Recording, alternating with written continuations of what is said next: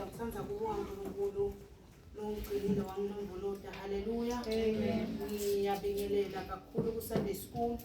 Ngibingelele kubantu labasha, ngibingelele ama-ushers ala ekhaya, ngibingelele ama-intercessor, ngiphinde ngibingelele naku-praise and worship team yethu. Haleluya. Amen. Ngiyabingelela nakuba bekhoza singamshera tandla abazalwane umfundisi Khoza naye singamshera tandla. Ngiyabuya phinde ngibingelele umfundisi Mathenjo. Haleluya. Amen. Ngibingelele nakubabe, ngiyakubingelela my king, singamshela tandla. Amen. Namuhla nami ngithanda kubonga lethuba lengiphiwe lona. Haleluya. Sibe ngingeta into share livile mnikelo. Haleluya. Amen.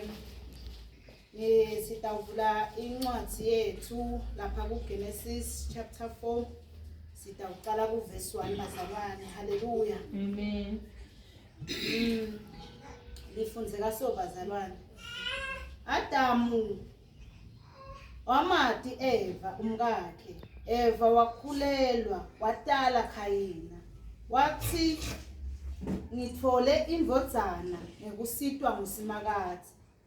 Emva kwalokho watala Abeli umnakabo. Yena ke Abeli waba ngumelusi wetimvu, Khayina waba ngumlimi wemhlabathi. Ngekuhamba kwesikhathi Khayina waletha umnikelo wetithelo temhlabathi kusimakazi, na Abeli waletha ematubulo etimvu akhe letikhuluphele kusimakazi. Simakazi wanaka Abeli nemnikelo wakhe, kepha Khayini nemnikelo wakhe akazange amnake. Ngakho ke Khayini watfukuthela kakhulu, buso bakhe banyukubala bahlwa. Simakazi wathi kuKhayina, uthukutheleleni, buso bakho bunyukubaleleni. Angithi nawuwenta lokulungile uyemukeleka, na ungendi lokulungile sono siyakucathamela ngasemnyango. Sifuna wena kodwa wena ufanele kusinqoba. Khayini wase uthi ku-Abeli umnakabo, asambe siye ethafeni. Bathi kube befike ethafeni, Khayini wesukela umnakabo wambulala. Simakazi wambuza kuKhayina wathi, uphi umnakenu Abeli? Wathi angimati, ngumlinzi wakhe, ngumlinzi wemnakethu yini mina. Haleluya. Amen. Bazalwane lendzaba lena ngicabanga ukuthi itayelekile, sonke siyitayele bazalwane, ukuthi iyafundwa. But namuhla nami ngikhethe ukuthi singafundza ngawo umnikelo, sekukhulunyiwe ngawo kakhulu, kwafundiswa ngayo. La kuleli lesifundza namuhla sithola ukuthi bekunemadvodzana lamabili, emadvodzana a-Eva. Haleluya. BekuKhayina kube ngu-Abeli. Haleluya. Bathi kwafika sikhathi ukuthi baya kusimakazi boletha umnikelo wabo. Haleluya. Ngoba sikhathi siyafika njengoba lokhu ngisho ukuthi sitawuletha umnikelo embi kwaNkulunkulu, nabo kwafika sikhathi ukuthi bayaletha umnikelo. Haleluya. Kuthiwa Khayina yena bekangumlimi, alime itibhidu. Haleluya, titshalo. Bese Abeli yena angumlusi, aluse timvu. Haleluya. Khayina yena nakaletha uletha tibhidu letibolile, ngoba uletha titshalo letibolile kusimakazi. Uyakhetha nakafika ekhaya lakhe, uyakhetha ushiya lokunonile, uletha lama reserve ngoba ema leftovers kuNkulunkulu. Bathi kepha Abeli yena wathatha leti best ngoba leto letinone kwenca tonke letinye, ngoba beka understand yena ukuthi umnikelo kahle kahle kunikela kuyini. Haleluya. Ngoba angeke ukuthi lo muntu loku provideile, ngoba lo muntu lokunikile ukuthi ubusiseke uphindze wena bese sombukela phansi ngoba uyamjeopardize njengoba Khayina wenda ukuthi simakazi bekambusisile, bengaletha plenty njengoba bengakunika konke kusimakazi, but yena wabona ukuthi ungathi yena akakumfanele simakade la yambusisile ufanele ma leftovers haleluya ngoba sibona abazalwane umnikelo lesiuletha kuNkulunkulu uyachaza uneminingi umnikelo uNkulunkulu uyabuka singasho ukuthi ngoba singambona akabuka la sicabanga ukuthi akabuka ngesikhathi sekunikela uNkulunkulu usuka akhona abuka ene uyathi ukuthi lendlini ushiyeni lana uphetheni uyabuka nje ukuthi awumake mohadli ngimkusisena kangaka ubona ukuthi kungcono ukuthi alethe lokukimi haleluya safika isikhathi bathi wanaka umnikelo wa Abel haleluya kunaka hayi ukuthi wanaka ngekuthi abuke wabe sesoya multiplier ngale kaAbel kwaba kunyendi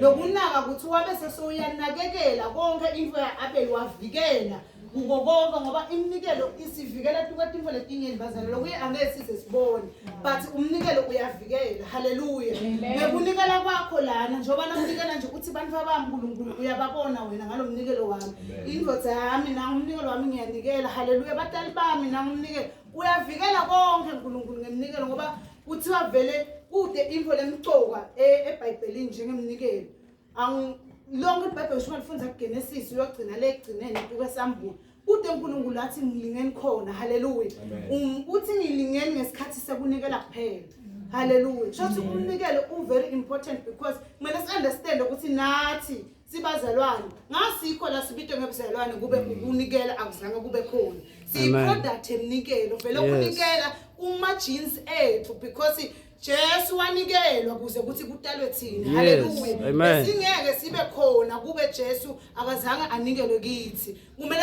understand ukuthi vele angeke sibe ilibandla without umnikelo silibandla because kwanikelwa kwaba khona isacrifice lewende ukuthi kuze mina nawe sitalwe kabusha haleluya so umnikelo kumele siwuthathe serious kumele nje nasekutonikela ngoba the moment ukhipha uthi wena uyadecide ukuthi uyanikela keeper from the best ukhiphele lokhu best ungakhiphi emarizeni because umnikelo you rather uyekele unganikeli at all nekuthi utophukuda simakathe uyabona ngisho ngabe thina angeke sibone lesikhona uyabona senangikhayina yena sovuka ngimona haleluya because vele uNkulunkulu labanikela the best utababusisa ena utababusisa phambi kwethu sibukile haleluya bese soyavuka ngimona uvukela umnakabo uvuka ngimona kani kude lomtshelile naye ukuthi akalethe naye watilethela nemnakabo watilethela haleluya ngoba vele kube sese uyavuka umbona nasokubona ukuthi zibani bani yena ngathi soyanikela zibani bani uNkulunkulu ngathi yena soyamsita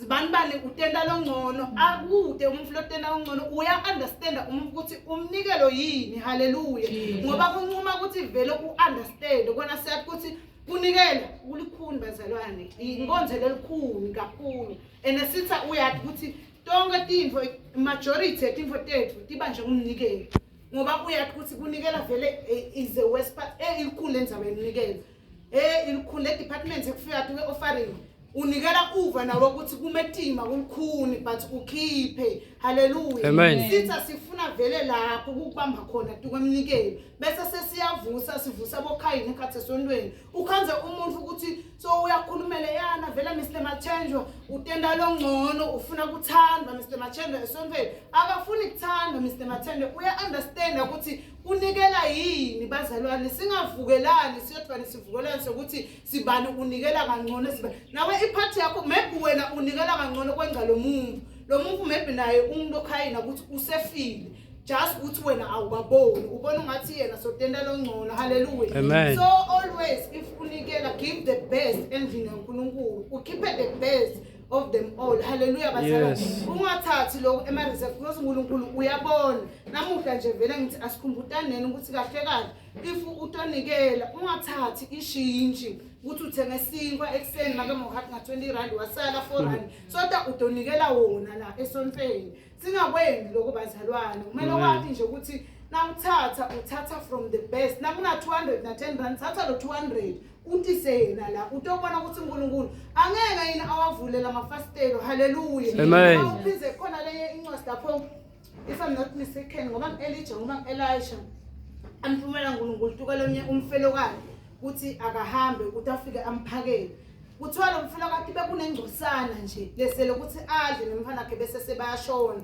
kunikela ngiloko ukuthi uNkulunkulu ufuna le ngcosana lothi wena sekusele lokhu nebantu abami ukuthi mana ngisho ufuna kona uNkulunkulu akafuni vele ukuthi wena ufuna umlethele ema-BMW ngoba ufuna ulethe ini lo engcosana lothi wena kumane nje nebantu abami ufuna lokuthiwa lo mfati wamnika wabese uNkulunkulu uyamultiply haleluya ngoba kumele si-understand ukuthi kumele sinike and Elijah wamtshela ukuthi nika mina kuqala before wena nalo mntwana khona idle haleluya lapho kune mystery elefihliwe lapho ukuthi ngisho ngabe Mr Machenjwa uhola tukamholo wakho give simakathe first bese wena nemndeni wakho senita ngemuva haleluya ngoba uNkulunkulu akakwadi ukuthi amultiply tukamholo sehlejuliwe haleluya uNkulunkulu umnika kuqala bese kulolo khona lo sokusele so yamultiply kuloko lo sokusele wena kuqala usebenzise konke bese sothatha lo lokusele unika simakathe kusele sekude mosinda tasala imultiply ngemuva uNkulunkulu ngoba vele konke sekuphelile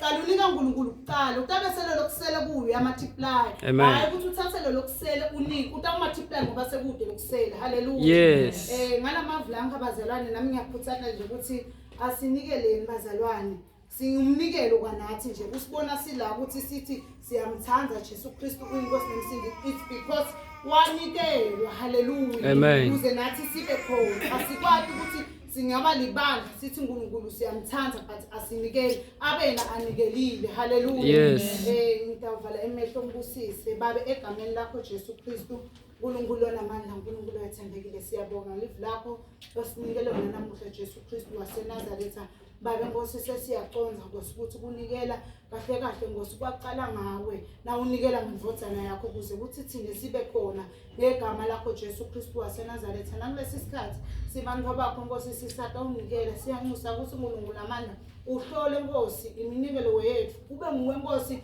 losijajako uNkulunkulu onamandla egameni lakho Jesu Kristu waseNazaretha we pray amen